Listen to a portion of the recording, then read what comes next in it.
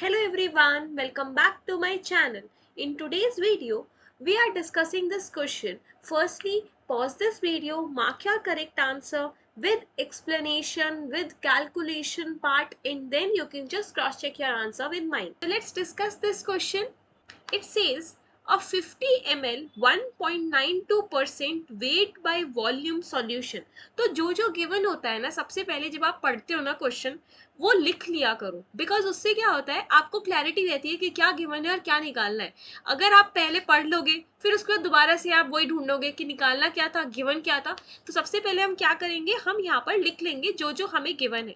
तो हमको गिवन है 50 ml किसका, 1.92% का, and this is basically weight by volume. Okay, and it is of a metal ion. Okay, जिसका एटॉमिक वेट इज 60 ग्राम पर मोल. तो यहाँ पर हमारे पास मोलर मास भी है किसका, मेरा मेटल आयन का, दैट इज 60 ग्राम पर मोल. ठीक है, फिर उसके बाद it was treated with 5.332 gram hydrazine. तो इस पूरे मेटल आयन को, जब पूरी जो इंफॉर्मेशन हमें गिवन है, इसको जब हमने ट्रीट किया 5.332 ग्राम के साथ, सो 5.332 ग्राम ऑफ हाइड्राजीन. तो हाइड्राजीन का अब आपको फॉर्मूला पता होना चाहिए, अदरवाइज यहाँ पर नीचे रिएक्शन में भी गिवन है, बट फिर भी यहाँ पर फॉर्मूला होता है N2H4. ठीक है, हाइड्राजीन हाइड्रेट के साथ कर रहा है. तो देखो यहाँ पर स्पेशली कुछ भी मेंशन नहीं है कि कितना हाइड्रेट, मोनोहाइड्रेट, डाईहाइड्रेट, ट्राईहाइड्रेट, कितने मॉलिक्यूल्स ऑफ वाटर है वहां पर. तो यहाँ पर सिंस हमको कुछ भी गिवन नहीं है तो हम मोनोहाइड्रेट ही लेकर चलेंगे. तो मैं यहाँ पर लिख देती हूँ N2H4 डॉट वाटर. ठीक है, ये है 90% प्योर. ठीक है, ये भी 90% प्योर है. Now and mixture was saturated with CO2 gas. इन दोनों को हमने रिएक्शन करवाई है. When entire metal gets precipitate as a complex. तो यहाँ पर इन दोनों की रिएक्शन होके मेरे को यहाँ पर कॉम्प्लेक्स मिला है, दैट इज, तो यहाँ पर मेरे को कॉम्प्लेक्स मिला और वो कॉम्प्लेक्स है मेरा ये NH2NHC डबल बॉन्ड O, और यहाँ पर N है. हमें नहीं पता N की वैल्यू क्या है, मतलब कितना हाइड्रोजीन मेटल के साथ कॉम्प्लेक्स बना रहा है, हमको नहीं पता. The complex was filtered of and the filtrate was titrated with this much. Okay, तो यहाँ पर ये बोल रहा है कि जो कॉम्प्लेक्स बना वो बना, उसके बाद हमने क्या किया, इसका प्रेसिपिटेशन करवा दिया. प्रेसिपिटेट, हमारे पास प्रेसिपिटेट आ जाएगा ना कॉम्प्लेक्स का. तो अब उसके बाद हमने क्या किया, जो प्रेसिपिटेट आया उसको मैंने फिल्टर कर दिया. ठीक है, तो फिल्टर हो गया, वो तो कॉम्प्लेक्स निकल गया. अब जो बाकी बचा हुआ लिक्विड है उसको वो बोल रहा है फिल्ट्रेट. ठीक है, तो जो बाकी बचा हुआ लिक्विड है उसको टाइट्रेट किया KiO3 के साथ. तो सबसे पहले यहाँ पर ये जो कॉम्प्लेक्स बना था इसमें मैंने करवाई फिल्ट्रेशन. ठीक है, और फिल्ट्रेशन करवाने के बाद जो भी मेरे पास फिल्ट्रेट बचा, जो भी एक्स्ट्रा लिक्विड बचा, उस लिक्विड की मैंने रिएक्शन करवाई है KiO3 के साथ. और बेसिकली KiO3 के साथ रिएक्ट कर कौन रहा है, हाइड्राजीन ही तो कर रहा है. तो यहाँ पर फिल्ट्रेट में आपके पास, एक्स्ट्रा लिक्विड में आपके पास एक्स्ट्रा हाइड्राजीन प्रेजेंट है, जिसने मेटल के साथ रिएक्ट नहीं करा. कुछ ने रिएक्ट कर लिया, प्रेसिपिटेट बना दिया, वो अलग हो गया, वो कॉम्प्लेक्स अलग हो गया. अब जो बचा हुआ फिल्ट्रेट है उसने रिएक्शन दिखाई KiO3 के साथ. सो फिल्ट्रेट हैविंग हाइड्राजीन, बेसिकली वो यहाँ पर ये बोलना चाह रहा है फिल्ट्रेट में हाइड्राजीन थी और उसके बाद उसने रिएक्शन दिखाई है कितना के साथ, M/10 KiO3 के साथ. ठीक है, और अकॉर्डिंग टू दिस रिएक्शन आपको रिएक्शन भी गिवन है. फिर उसने बोला the volume of M/10 KiO3 solution needed for the end point two arrive was 480. तो मतलब हमें कितनी वॉल्यूम चाहिए थी KiO3 की, वो वॉल्यूम भी आपको गिवन है 480 ml. सब कुछ आपको गिवन है. अब निकालना क्या है, find the value of N. ये जो वैल्यू है ना, कितना हाइड्रोजीन यूज हुआ, ये आपको यहाँ पर निकालना है. समझ आ गया क्या गिवन है, बहुत कुछ चीजें गिवन है यहाँ पर, बट बहुत इजी क्वेश्चन है. अब देखो यहाँ पर समझने की कोशिश करो हम इसको सॉल्व कैसे करेंगे. तो यहाँ पर सबसे पहली बात बोली गई कि मेटल ने हाइड्रोजीन हाइड्रेट के साथ रिएक्ट किया और कॉम्प्लेक्स बनाया. समझ आ गया, ठीक है. कुछ अमाउंट हाइड्रोजीन का मेटल के साथ कंबाइन किया होगा और थोड़ा सा एक्स्ट्रा अमाउंट बच गया होगा, क्योंकि हमने क्या लिया, हमने लिया हाइड्रोजीन एक्सेस में. थोड़ा सा जो अमाउंट बच गया वो वहां पर KiO3 के साथ रिएक्शन दिखा रहा है. समझ आ गया. तो बेसिकली मैंने बोला कि यहाँ पर एक्सेस हाइड्रोजीन हमने लिया है और उस एक्सेस हाइड्रोजीन ने रिएक्शन दिखाई है मेटल के साथ भी और उसने रिएक्शन दिखाई है KiO3 के साथ भी। समझ आ गया? तो यहाँ पर सबसे पहले अब हम करेंगे क्या, KiO3 का मेरे को सब कुछ गिवन है, ठीक है, तो मैं इसके n इक्विवेलेंट्स निकाल लूंगी, कितने नंबर ऑफ इक्विवेलेंट्स KiO3 के यूज हुए, क्योंकि मुझे इतना पता है यहाँ पर जब मुझे रिएक्शन दी गई है, ये वाली देखो, ये रिएक्शन दी गई है, तो KiO3 का जितना इक्विवेलेंट यहाँ पर रिएक्ट करेगा उतना ही हाइड्रोजीन का भी रिएक्ट करेगा, इतना हमको पता है। So n equivalent of KiO3 is equal to n equivalent of hydrogen. समझ आ गया? बिकॉज ऑफ इक्विवेलेंस लॉ, जितने इक्विवेलेंस आपके KiO3 के होंगे उतने ही इक्विवेलेंस हाइड्रोजीन के होंगे जिसने रिएक्ट किया। समझ आ गया?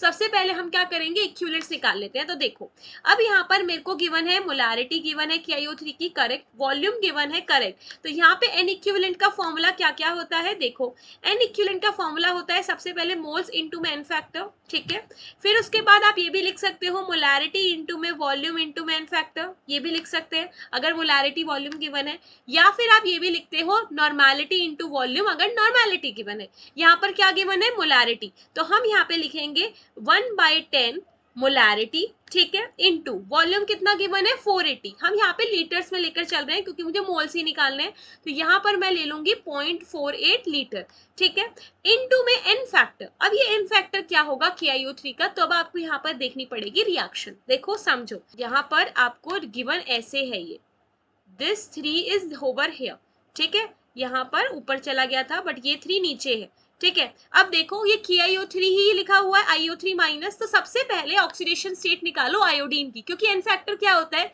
ऑक्सीडेशन स्टेट का क्या चेंज आया, ठीक है, तो मुझे एन फैक्टर निकालना है KiO3 का, तो मैं यहाँ पे आयोडीन की ऑक्सीडेशन स्टेट चेक करूंगी कितनी की चेंज आई है, और उतने ही नंबर ऑफ इलेक्ट्रॉन्स जो वहां पर चेंज होंगे वही आपका हो जाएगा एन फैक्टर, ठीक है। तो यहाँ पर आपके पास ऑक्सीजन है तो आपके पास हो गया X प्लस ऑक्सीजन कितने हैं 3 है, ऑक्सीजन की ऑक्सीडेशन स्टेट कितनी होती है -2, ठीक है, जनरल ऑक्सीडेशन स्टेट -2 होती है, इज इक्वल टू कितना चार्ज है पूरे ओवरऑल -1 है, क्या वैल्यू आएगी आयोडीन की, यहाँ पर ये -6 और ये -1, तो +5 ऑक्सीडेशन स्टेट आ गई मेरे पास आयोडीन की। समझ आ गया? अब यहाँ पर देखो, यहाँ पर है आपके पास आयोडीन और क्लोरीन, क्लोरीन यहाँ पर ज्यादा इलेक्ट्रोनेगेटिव होगा तो ऑब्वियसली वो -1 ऑक्सीडेशन स्टेट रखेगा और ये हो जाएगी +1, तो यहाँ पर आयोडीन की कितनी ऑक्सीडेशन स्टेट आ रही है +1, तो +5 से +1 जाने में उसने ऑक्सीडेशन स्टेट कम करी, इसका मतलब वो क्या कर रहा है 4 इलेक्ट्रॉन्स गेन कर रहा है, क्या कर रहा है 4 इलेक्ट्रॉन्स गेन कर रहा है, और यही मेरे चेंज आ रहा है, तो यही मेरे number of electrons N factor हो जाएंगे। समझ आ गया एन फैक्टर कैसे निकाला, जितना भी इलेक्ट्रॉन्स का चेंज आता है वो होता है मेरा एन फैक्टर, तो यहाँ पर मैं अब लिख सकती हूँ कि मेरे पास एन फैक्टर आ गया 4 इज इक्वल टू, अब यहाँ पर मेरे को मोल्स निकालने हाइड्रोजीन के लिए, तो यहाँ पर मैंने मोल्स हाइड्रोजीन के लिख दिए जो कि मुझे नहीं पता, इनटू में क्या आ जाएगा एन फैक्टर, क्योंकि अब मैंने ये वाली वैल्यू पुट करी है, ठीक है, तो यहाँ पर इक्विवेलेंट सेम हो गए। अब एन फैक्टर हाइड्रोजीन का क्या है, तो फिर से आपको रिएक्शन देखनी पड़ेगी।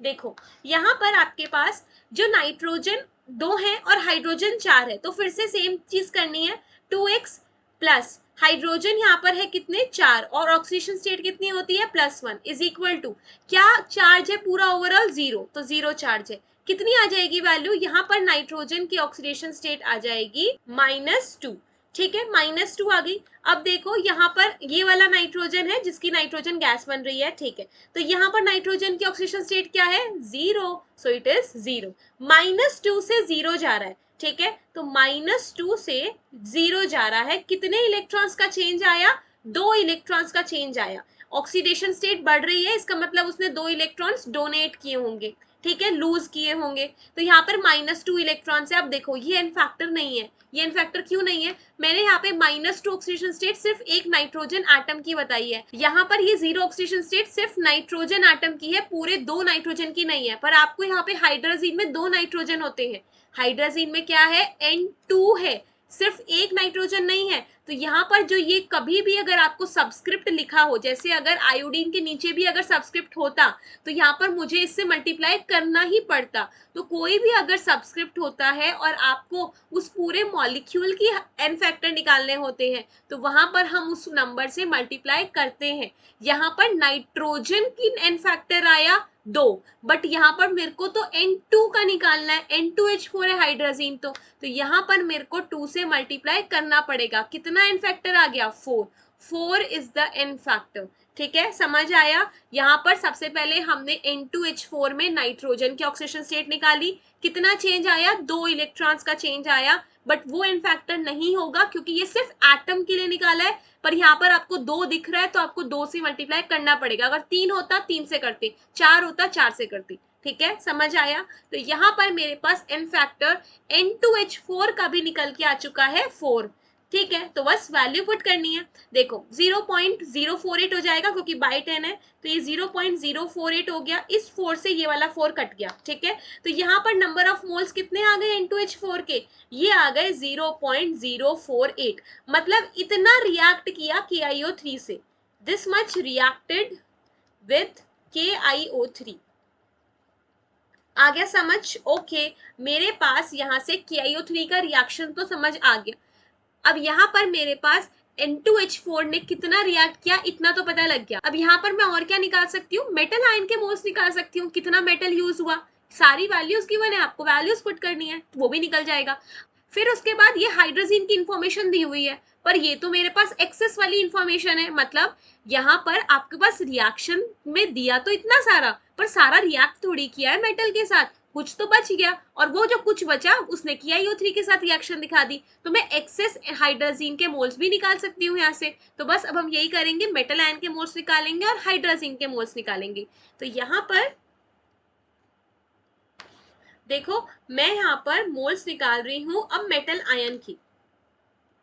आपको क्या क्या इंफॉर्मेशन गिवन थी, हमको गिवन था 50 ml 1.92% वेट बाय वॉल्यूम। ठीक है, अब इस चीज को समझो। सबसे पहले जो ये मेरे को 1.92% गिवन है वेट बाय वॉल्यूम, ये होता क्या है, ये होता है कि 100 ml में, क्योंकि यहाँ पे वॉल्यूम गिवन है ना इसलिए 100 ml हो गया, तो 100 ml ऑफ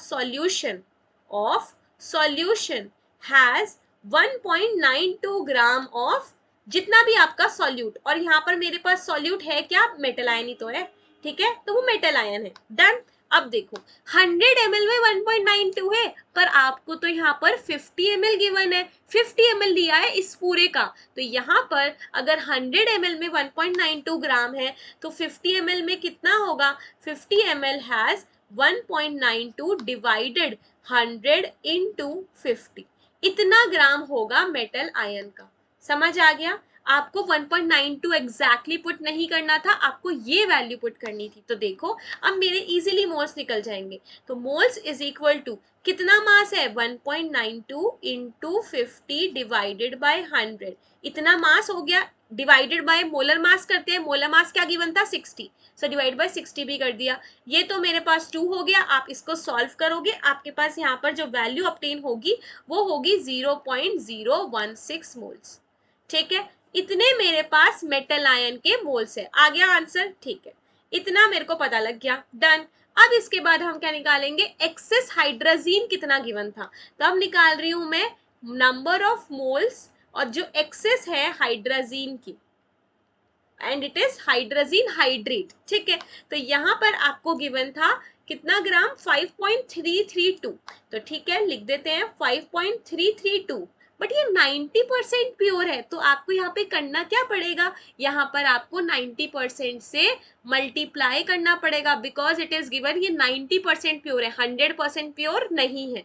तो यहाँ से मैंने इसको डिवाइड किया, डिवाइडेड। अब मोलर मास से आपको डिवाइड करोगे, क्योंकि मास डिवाइडेड में molar mass is equal two moles, ये फॉर्मूला होता है। तो बस अब मोलर मास क्या होगा, देखो आपको यहाँ पर हाइड्रोजन हाइड्रेट गिवन था, तो हाइड्रोजन हाइड्रेट के लिए आपको ये पूरा का पूरा मास लेना पड़ेगा, वाटर भी लेना पड़ेगा। वाटर का क्या होता है, 18 होता है, और इस हाइड्रोजन का क्या होगा, ये हो जाएगा 28, क्योंकि 14 इंटू 2 28 और 4, so basically it is 32। So 32 plus 18 कितना हो गया, 50, राइट। तो यहाँ पर मेरे पास मोलर मास आ गया 50। डन। इसके बाद अब आप इसको सॉल्व करोगे, आपके पास मोल्स की वैल्यू आ जाएगी 0.096, ये वैल्यू आई मेरे एक्सेस हाइड्रोजन की। ठीक है, तो अब मुझे यहाँ पर निकालना है कि हाइड्रोजन मेटल आयन के साथ कितना रिएक्ट किया। So number of moles of hydrogen reacted with metal ion, metal ion के साथ कितना रिएक्ट किया, एक्सेस कितना था 0.096, ये यहां से आया। ठीक है, ये एक्सेस था माइनस।